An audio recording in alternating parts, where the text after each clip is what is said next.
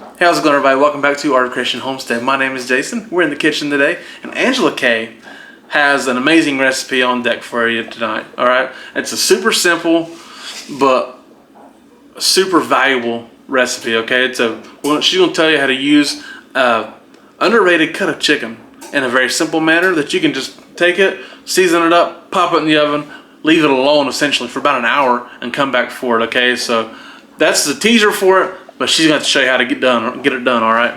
What I'm going to show you how to do today is fix chicken thighs that are going to be super flavorful. Because I promise you, these chicken thighs are way more flavorful than those chicken breasts that everybody cooks. Yes. But a lot of people, you hear a lot of people say, oh, I don't like chicken thighs, they're fatty. Yes, you see all that fat right there. Yes, there is a lot of fat. But if you fix them the right way, all that fat renders. Yep. These are not going to be like the KFC or whatever chicken thighs you get. It's not. These are roasted, and all of this fat right here is going to render. And you're going to end up with super flavorful, juicy meat.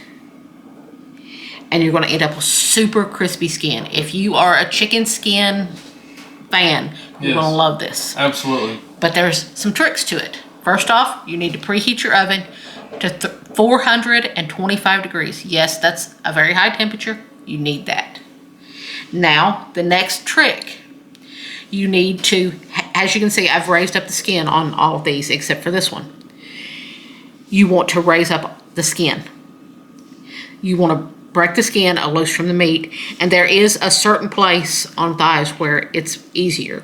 You need to run your fingers along the skin until you find the place where, see, that one seems like it's right, but see how tough the meat is connected? That's not where you want to pull it.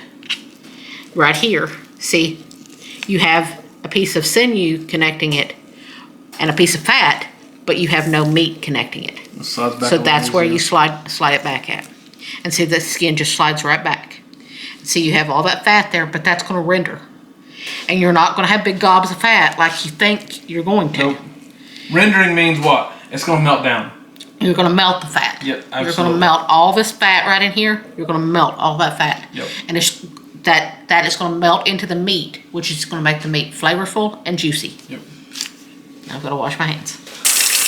Wash your hands after touching chicken. Yes, please. Before you dip your fingers in your salt, please wash your hands. Otherwise, you've contaminated your whole salt container.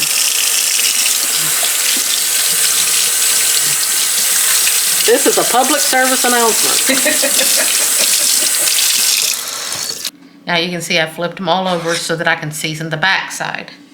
Now you keep a clean hand, right? Yes. Do this with one hand. And now I'm seasoning the back side really well. You don't want to overkill with the salt, but you got to remember, it can take it. Yep, absolutely. And just pepper. I'm just doing simple salt and pepper. You can season any way you like. Yeah. But just simple salt and pepper actually works wonderful. Mm-hmm. Now, you want to flip them back over. With the hand that you're not using your salt. Yes. For your salt. If you're doing salt the way we do it, by the way. Not everybody does salt the same way. It's okay. Now, using my salt pan, I'm going to salt under the skin. Yes. Salt the meat. This is part of the key to getting that crispy skin and getting all that fat to render. Mm-hmm. You want to salt under the meat. But also under the skin. Under the skin, not under the meat. But also, if you were to salt on top of that skin instead of under it, what's it do? Well, I do put a tiny bit of salt on the skin just so that it's flavorful when you eat the skin.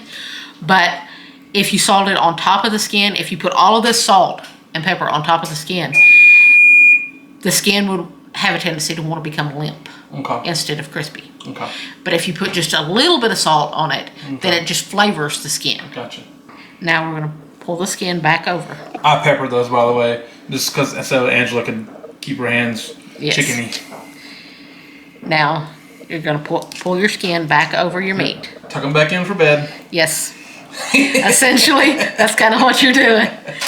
Now I have a baking dish lined with parchment paper. Now, do you have to line it or not? You don't have to, but it does make cleanup much easier. Cleanup is better, but I mean, if you don't care, you don't want to line up, it doesn't matter. It's okay. Cleanup is much easier.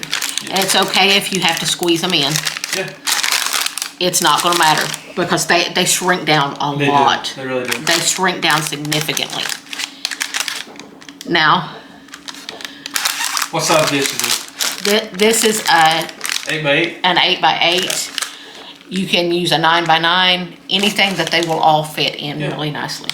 Now I'm just going to put just a tiny sprinkle on the skin. I'm holding it up high, that way it will just cover everything with a sprinkle. Because see, it's just literally a tiny bit. Don't need much. Now I'm going to pop these in to a 425 degree preheated oven, and it's going to take about 45 minutes to an hour. Basically, you just leave them alone. You do not touch them. You do not go flip them. You let them just go. Because if you flip them, your skin is going to start to steam. And then you're not going to get that crispy skin. Leaving them alone is what makes you get that crispy skin and makes the fat render nicely. Again, we love using chicken thighs. It's a cheaper cut of meat. It's an undervalued cut of meat. People get a weird idea about chicken thighs because you go to, the fast food joints, they're kind of fatty and kind of weird and not exactly desirable, right? This is not going to be that way. It's going to be a wonderful, crispy skin, and it's going to be a flavorful meat, and it's really, really nice recipe because Angela's going to pop those in like she just did, and now she's got an hour to fix everything else she needs to fix, right? Another vegetable, starch, whatever she's going to fix, she has another hour. So it's a wonderful protein that you can put on your plate that you can just pop in, let it go, and it's a lot more financially feasible than, we'll say, chicken breast or other things are. It's just a really good cut of meat that people don't really appreciate as much as they should. These chicken thighs are out of the oven. They've been in there for about an hour. Listen at this skin. That's awesome. It's so crunchy. And the chicken is so flavorful. That's a great bite of chicken right there. Now, it's still steaming. I gotta be careful.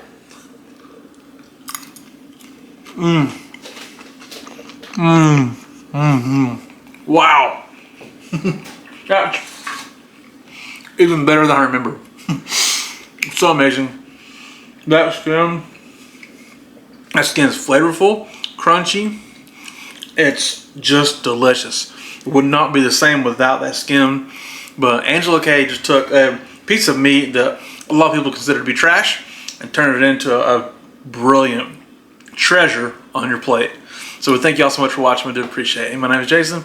That smart one back there, her name is Angela Kay. It's Art of Christian Homestead. We love y'all. God bless you and goodbye.